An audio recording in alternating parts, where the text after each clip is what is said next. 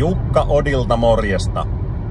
Tuntuuko, että termi verkkosivujen jatkokehitys on ihan täyttä hebreaa?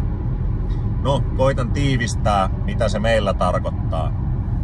Eli meillä se tarkoittaa sitä, että asiakkaan verkkosivujen palvelin, eli palvelin, missä teidän verkkosivut sijaitsee, niin siellä ohjelmistoversiot, tietoturvaversiot, palvelimen nopeus, palvelimen reaktioajat, palvelimen koko on teidän verkkosivun tarvetta vastaava.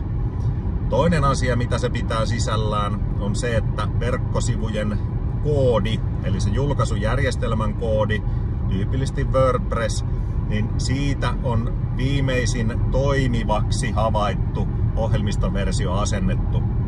Tämän lisäksi usein verkkosivuilla on käytetty lisäosia. Puhutaan plugineista tai plugareista, niistä tulee niin ikään versiopäivityksiä, niin niistä me kanssa testataan, että mikä on viimeisin toimivaksi havaittu ja päivitetään se.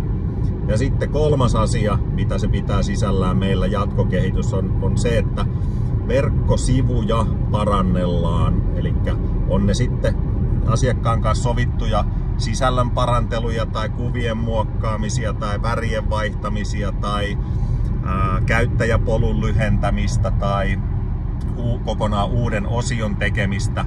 Nämä on ihan tapauskohtaista, eli meillä koodareilla taito riittää käytännössä laajentaa tai muokata sitä sivua ihan miten ikinä haluatte.